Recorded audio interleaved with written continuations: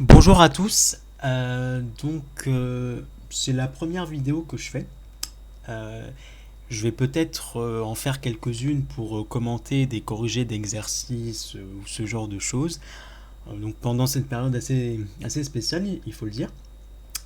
Et là, je vais tester du coup pour commenter la fiche de mémorisation que je vous ai demandé de faire pour aujourd'hui. Alors, je suis désolé si vous n'aimez pas ma voix, je l'aime pas non plus. Mais bon, du moment que je suis audible, on va dire que ça passe. Alors, quel est le but d'une fiche de mémorisation? Une fiche de mémorisation, elle sert à retenir l'essentiel du chapitre. Alors, c'est pas la même chose qu'une fiche de révision, parce qu'une fiche de mémorisation, en fait, c'est un jeu de questions-réponses. Et en gros, quand on essaie de répondre aux questions de cours qui sont posées, en fait, on fait travailler sa mémoire. Et le but, c'est de, du coup, retrouver ces réponses-là. Une fiche de révision, elle ne fonctionne pas comme ça. Une fiche de révision, en fait, elle sert à juste écrire une synthèse de cours. Mais les synthèses de cours, elles ne sont pas forcément utiles si on ne se pose pas certaines questions, notamment des questions de méthode, voilà, ou si on en fait, c'est pas le même en gros, c'est pas le même fonctionnement.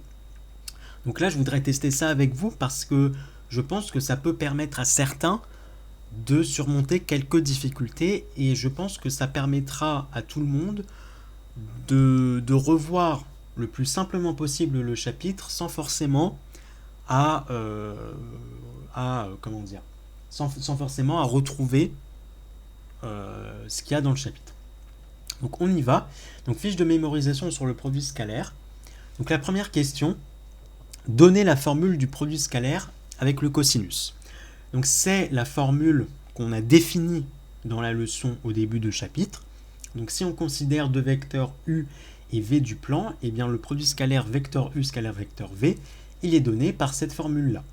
Norme de vecteur u fois norme de vecteur v fois le cosinus de l'angle orienté vecteur u vecteur v. En pratique, en exercice, on va calculer des produits scalaires avec des vecteurs qui seront définis par des points. Donc c'est ce que j'ai mis en bas. Donc si j'ai 3 points ABC du plan, eh bien vecteur AB scalaire vecteur AC sera égal à AB, distance AB fois distance AC, fois le cosinus de l'angle BAC. Donc si j'ai mis le point A en rouge, c'est bien pour vous faire comprendre que si on considère les vecteurs AB et vecteur AC, eh bien l'angle qui va être formé, ça sera bien l'angle BAC, donc l'angle qu'on retrouve au niveau du point A. D'accord ? Donner la formule de produit scalaire avec le projeté orthogonal. Donc, il faut connaître ce que c'est que le projeté orthogonal d'un point sur une droite. Donc ça, je vous renvoie à la définition de cours. Donc, H est le projeté orthogonal du point C sur la droite AB. Donc, pour exprimer le produit scalaire vecteur AB scalaire vecteur AC, eh bien, il sera égal à plus ou moins le produit de distance AB fois AH. Il sera positif, donc vecteur AB scalaire vecteur AC sera égal à plus AB fois AH si l'angle BAH est nul. Il sera égal à moins AB fois AH si l'angle BAH vaut pi radian. Alors je le rappelle, mais presque à chaque fois, quand je parlerai d'angle dont la mesure est en radian. Donc c'est pour ça qu'on a le pi radian.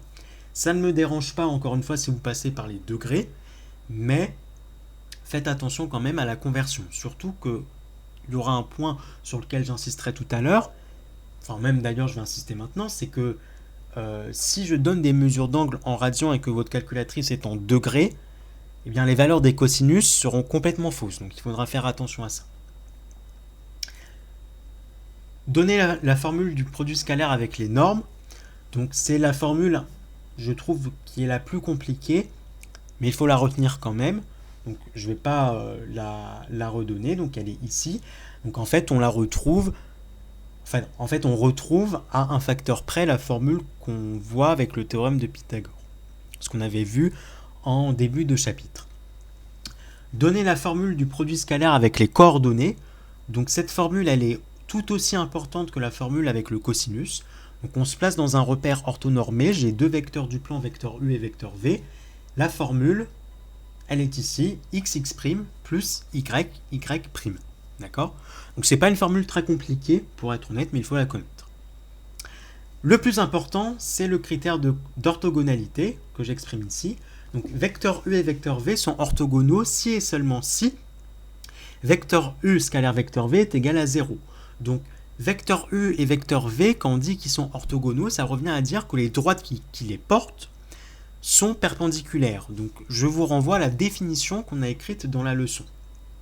Le si et seulement si, je rappelle qu'il est très important parce que en exercice, quand on vous demandera de calculer un produit scalaire, il faudra vérifier le plus souvent si les vecteurs en question sont orthogonaux ou non. Donc là, le critère, il est simple. Si le produit scalaire est nul, les vecteurs sont orthogonaux, donc les droites considérées sont perpendiculaires. Si le produit scalaire n'est pas nul, les vecteurs ne le sont pas orthogonaux. Donc les vecteurs ne sont pas orthogonaux et les droites ne sont donc pas perpendiculaires. D'accord ? Donc là, on l'a vu en exercice avant la période de confinement, donc je vous renvoie à ces exercices-là. Le théorème d'Al-Kashi, donc là je l'ai récité en fait. Donc on a un triangle ABC, donc là on simplifie en gros les formules. Donc les trois formules du théorème d'Al-Kashi, elles sont là, elles sont à connaître. Quel est son intérêt? Donc c'est la question suivante. Il sert à calculer des longueurs ou des mesures d'angle dans un triangle. D'accord? Donc par exemple, dans la leçon, je vous ai donné un triangle quelconque avec trois mesures de longueur. Vous pouvez en déduire du coup les mesures d'angle. Donc là, il faudra faire attention, il faudra passer par la calculatrice parce que on trouve d'abord le cosinus de l'angle et ensuite pour trouver la mesure d'angle, on tape à la calculatrice cosinus moins 1 ou arc-cosinus, suivant les modèles de calculatrice. C'est là où vous faites très attention à l'unité de mesure de vos angles. Parce que si vos angles sont en degrés, si vous utilisez des mesures d'angle en degrés, il faut que votre calculatrice soit en degrés. Si c'est en radian, il faut que votre calculatrice soit en mode radian, sachant qu'encore une fois, moi j'utiliserai exclusivement des mesures d'angle en radian. Énoncer le théorème de la médiane, donc il est ici. Alors, j'ai pas écrit à quoi sert le théorème de la médiane, mais en toute logique, le théorème de la médiane sert à calculer en fait des mesures de longueur dans un triangle. Quel est l'ensemble des points M du plan qui vérifie vecteur MA scalaire vecteur MB égale 0? C'est du court, c'est le cercle de diamètre AB. Enfin, et là je vais revenir un peu dessus, donner l'équation du cercle de centre oméga, de coordonnées x oméga, y oméga et de rayon R. Alors, comment on travaille le cercle? Ce qu'il faut comprendre, c'est que le cercle, c'est une courbe. C'est une figure géométrique du plan. N'importe quelle courbe, on peut les exprimer par des équations. Par exemple, quand on étudie des fonctions, quand on trace la courbe représentative de cette fonction, eh bien cette courbe représentative, elle a une équation. C'est exactement le même système, enfin la même méthode qu'on applique aux équations de droite. D'accord? Eh bien pour le cercle, c'est la même chose. Le cercle a une équation. Et en fait, x et y ici, ce sont les coordonnées de n'importe quel point M qui seront sur le cercle. Donc n'importe quel point M de coordonnées x, y qui sera sur le cercle, eh bien ces coordonnées x et y vérifient cette relation-là.